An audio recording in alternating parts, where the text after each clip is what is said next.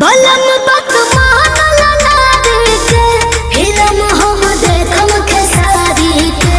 बलम बत मानल नारी के फिल्म हम देखम खेसारी के। टिकट बड़ी महंगा मिलता कि सुन के दिमागवा हिलता। टिकट बड़ी महंगा मिलता कि सुन के दिमागवा हिलता।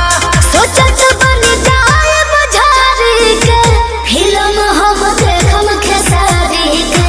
बलम बत मानल नारी के फिल्म हम देखम खेसारी के।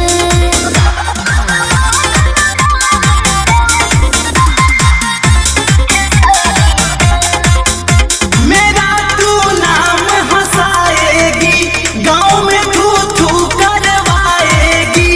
मेरा तू नाम हंसाएगी, गाँव में थू थू करवाएगी। जाइब हम घूंघट काढ़ी के फिल्म हम देखम खेसारी के।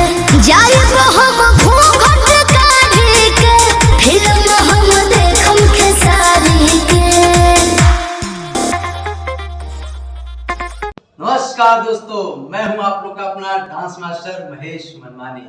तो बड़े ही दिनों बाद ये आप लोग के बीच में छोटा सा प्यारा सा मजेदार डांस, और मैं काफी दिनों से वीडियो नहीं बना पा रहा था, इसलिए क्षमा चाहता हूं। आप लोगों से थोड़ा गांव गए हुए थे, तो अभी मैं फ्री हो गया हूं। अब कंटिन्यू आप लोग को वीडियो देखने को मिलेगा, तो आप लोग चैनल को प्लीज लाइक करिए और शेयर सब्सक्राइब जरूर करिए, ठीक है।